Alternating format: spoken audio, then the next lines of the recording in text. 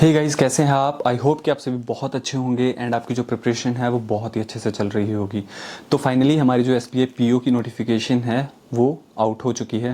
Vacancies हाँ पिछले सालों से कुछ कम है, बट इससे कोई भी घबराने की ज़रूरत है नहीं है। एक्चुअली बहुत सारे लोग वैसे बोलते तो हैं कि आपको तो सिर्फ एक ही सीट चाहिए ना, तो आप तो उस एक सीट के लिए फ़ाइट कीजिए। तो ये सुनने में एक्चुअली बहुत अच्छा लगता है, बट हाँ, उस एक सीट के लिए फ़ाइट लेना it's just a very big deal. But कोई नहीं, जितनी भी हैं हमें कोशिश तो करनी है एंड कोशिश ऐसी करेंगे कि एग्ज़ाम तो निकाल के ही छोड़ेंगे। ठीक है, तो इसलिए अब जैसे कि हमारी रजिस्ट्रेशन स्टार्ट हो चुकी है, हमारा जो फॉर्म है वो फिल हो रहे हैं, आप सब भी कर रहे होंगे। एंड जो हमारा प्रीलिम है वो दिसंबर 17, 18, 19, 20 ऐसे कुछ डेट दे रखी हैं, तब होने वाला है। तो अप्रॉक्सीमेट देखा जाए तो अभी हमारे पास 80 डेज़ हैं प्रीलिम के लिए। एंड जैसे ही हमारा प्रीलिम खत्म होगा और हमारा जो मेंस है वो जनवरी एंडिंग या फरवरी स्टार्टिंग तक हो जाएगा, तो प्रीलिम से लेके मेंस तक जो हमारे पास दिन होंगे वो भी 25 या 30 डेज़ होंगे। तो पूरे S B I P O के एग्जाम को कंप्लीट होने के लिए हमारे पास हैं 105 एंड 110 डेज, इतने हमारे पास टाइम है। तो अब हम ऐसा तो नहीं कर सकते हैं कि इस टाइम सिर्फ प्रीलिम्स की प्रिपरेशन करें एंड मेंस को नेग्लेक्ट कर दें, बिकॉज 25 डेज में S B I P O के मेंस के लिए प्रिपेयर करना मतलब कि सबसे बड़ी बेवकूफ़ी है कि 25 डेज में मैं कर लूँगा। तो दोनों चीज़ों को एक्चुअली साथ में लेकर चलना होगा। तो वहीं आज की इस वीडियो में हम डिस्कस करने वाले हैं कि किस तरह से हमें जो भी आगे वाला आने वाला टाइम है, इन डेज़ को कैसे यूटिलाइज करना है, कौन से मॉक्स देने हैं, टीचर्स को कैसे फॉलो करना है, कितनी हमें वीडियो देखनी है और कितने क्वेश्चंस हमें प्रैक्टिस करने हैं, क्वांट्स, रीजनिंग, इंग्लिश एंड जीए, इन सबको एक साथ लेके कैसे चलना है। तो वीडियो थोड़ी सी लंबी हो सकती है, आप इसको 1.75, 1.5 टू किसी पे भी देख सकते हो। ठीक है, तो हम बढ़ते हैं बिना किसी देरी के इंग्लिश सेक्शन की ओर। तो आपको क्या करना है, इंग्लिश सेक्शन के लिए मैंने किसको फॉलो किया था, निमिषा बंसल मैम को किया था। अब उसमें हमारा जो इंग्लिश है, अगर S B I P O देखो या बैंक का कोई भी एग्जाम देखो, तो इसमें जो ग्रामर है उसका बहुत ज़्यादा इंपॉर्टेंट रोल नहीं है, बट जितना भी है बहुत इंपॉर्टेंस रखता है। तो ग्रामर के लिए आप क्या कर सकते हो कि निमिषा बंसल मैम की क्लास है एक 120 रूल्स ऑफ ग्रामर, जो कि यूट्यूब पर अवेलेबल है। आप उस वीडियो को देख सकते हो एंड उसके अलावा अगर आप बुक परचेज करना चाहते हो वो भी कर सकते हो। दोनों के लिंक डिस्क्रिप्शन बॉक्स में मिल जाएंगे। एंड उस वीडियो को देखने के बाद आपको क्या करना है कि उन क्वेश्चंस को प्रैक्टिस करना स्टार्ट करना है। अब क्वेश्चंस प्रैक्टिस करने के लिए आपको क्या है कि कहाँ कहाँ से क्वेश्चन मिल सकते हैं। एक तो हमारी अड्डा 247 की ऐप है, वहाँ से अगर आप देखोगे तो इंग्लिश के सेक्शन वाइज क्वेश्चन सारे आ जाते हैं एंड कौन कौन से टॉपिक्स हैं वो भी हमारे आ जाएंगे वहाँ पे। एंड उसके अलावा हमारी एक ग्रेड अप ऐप है, उस पर भी आप इंग्लिश के क्वेश्चंस को प्रैक्टिस कर सकते हो। देन निमिषा बंसल मैम का चैनल है टेलीग्राम पे, आप उसको फॉलो कर सकते हो, उसमें बहुत सारे क्वेश्चंस के सेट्स मिल जाएंगे। एंड उसके अलावा जो हमारे मॉक टेस्ट हैं, तो मैंने एक्चुअली जो मॉक दिए थे, मैंने 2 मॉक ले रखे थे, एक टेस्ट जोन का and second one was practice mock. तो ये 2 मॉक थे, बहुत ही अच्छे मॉक थे। इन दोनों से भी आप प्रैक्टिस कर सकते हो। जो भी आपके इंग्लिश के क्वेश्चंस आते हैं जो अच्छे से आपसे बनते हैं वो तो ठीक हैं, बट कुछ टॉपिक होंगे जहाँ पे आपने कुछ गलती करी होगी, कुछ ग्रामेटिकल मिस्टेक्स होंगी, बट फिर आपको उसका सोल्यूशन देखना है एंड उस सोल्यूशंस के आपको नोट्स बनाने हैं एंड उन नोट्स को रिवाइज करना है। कोई भी नया वर्ड अगर आपको देखने को मिलता है तो उस वर्ड को भी अपनी नोटबुक पे नोट करना है एंड उनको भी रिवाइज करना है। और कोशिश करनी है कि वर्ड्स को आप याद करो उनके रूट वर्ड से, या फिर जब आप रीडिंग कॉम्प्रिहेंशन पढ़ते हो तो उसमें आपको क्या करना है कि जब आप रीडिंग कर रहे हो तो उस वर्ड को पहले कॉम्प्रिहेंड करने की कोशिश करनी है। लाइक उसके पीछे के सेंटेंस पढ़ो, आगे के सेंटेंस पढ़ो एंड खुद से जानने की कोशिश करो कि उस वर्ड का मतलब क्या हो सकता है। एंड रीडिंग कॉम्प्रिहेंशन में एक गलती हमें कभी भी नहीं करनी, अगर एक वर्ड का हमें मतलब समझ नहीं आ रहा है तो वहाँ पे स्टक नहीं करना है। सो ये हमारी इंग्लिश की स्ट्रेटेजी होनी चाहिए। एंड इंग्लिश को दिन में कितना टाइम देना है, जब भी आप उठते हो तो सबसे पहले एडिटोरियल से शुरुआत करो।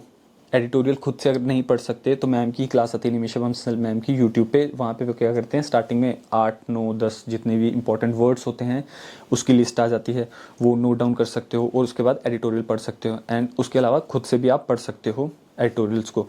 देन उसके बाद उनकी फ्री क्लासेस हैं, या फिर और भी टीचर्स हैं। इस टाइम अगर आप विशाल सर से पढ़ रहे हो या और कोई टीचर से पढ़ रहे हो तो मुझे नहीं लगता कि आपको वो जो टीचर है, अगर आपको नहीं समझ आ रहा तो आप टीचर्स को चेंज कर सकते हो, है ना, फ्लेक्सिबल हो सकते हो, because flexibility is a trade. तो बहुत बार ऐसे इंटरव्यू में भी होता है ना, यार बीटेक करके बैंकिंग में क्या करने आ गए हो। ठीक है, तो बहुत बच्चे वहाँ पे बोल देंगे सर जी समझ नहीं आई थी उस टाइम, ये नहीं थे, भाई आ गए हो। ठीक है, तो जो फ्लेक्सिबिलिटी बहुत अच्छा ट्रेड है, हर किसी को चाहिए। अगर कोई इंसान फ्लेक्सिबल है तो उस चीज़ को अच्छा माना जाता है। ठीक, तो अब ये इंग्लिश की सेक्शन की बात हमारी हो रही थी, यहाँ से आप कर सकते हो। सेकंड अब आते हैं हम हमारे एक और इम्पॉर्टेंट सेक्शन की तरफ जो है क्वांट्स के लिए आप क्या कर सकते हो, सबसे पहले स्पीड मैथ पे आपको बहुत अच्छे से कमांड बनानी होगी। लाइक ये जो क्वेश्चन हमारे सिंप्लीफिकेशन के, क्वाड्रेटिक इक्वेशन के, देन उसके बाद हमारी नंबर सीरीज है, इनके ऊपर मतलब कि आपको ऐसी कमांड होनी चाहिए कि आप बहुत जल्दी से इन क्वेश्चंस को कर पाएं। बिकॉज अगर आप ये वाला सेक्शन जो है स्पीड मैथ एंड प्लस इसके बाद DI, इनको आप अगर आप अच्छे से स्कोर कर लेते हो, इसमें अच्छे टाइम पे कर लेते हो, और अर्थमेटिकली आप 5 या 4 मिनट, अगर ऐसे 5-6-4 मिनट ऐसे बचा लेते हो तो बहुत अच्छा स्कोर कर सकते हो आप मैथ्स में।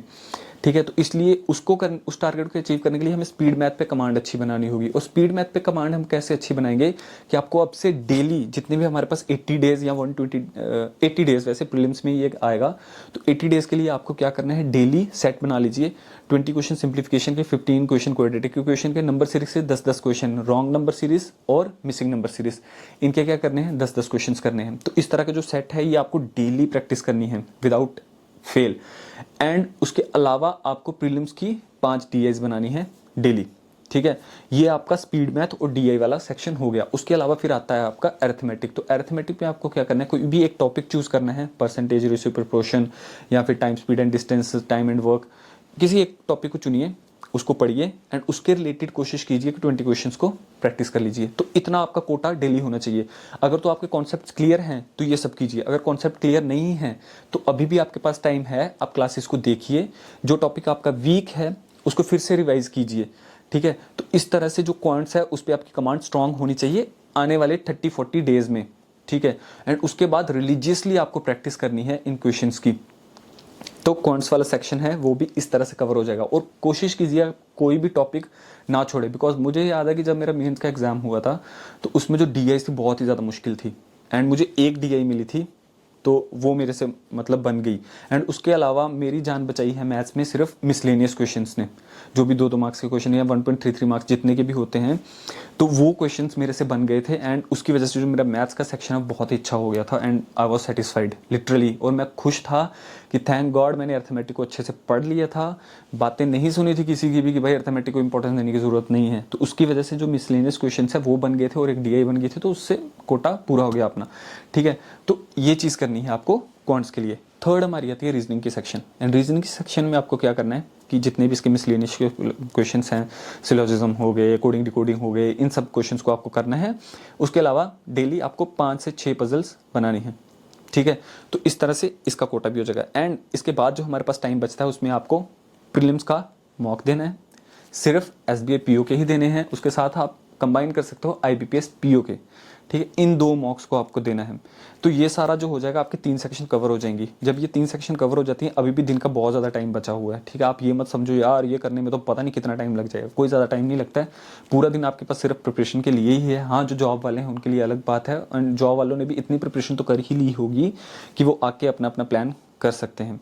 ठीक है, तो इन चीज़ों को जब आप कर लोगे और उसके बाद जो आपके पास टाइम बचता है वो आपको यूटिलाइज करना है GA के लिए। अब जैसे कि आपका अगर जनवरी में एग्जाम होने वाला है तो आप अगस्त का GA या जुलाई का भी थोड़ा बहुत GA पढ़ सकते हो। बट आने वाले बच्चों में अभी IBPS क्लर्क क्लियर हुआ होगा, RRB PO मेंस या RRB क्लर्क हुआ होगा, तो आप GA पढ़ ही रहे होंगे। तो उस चीज़ को अच्छे से रिलीजियसली फॉलो करते रहिए, GO को साथ में लेके चलते रहिए।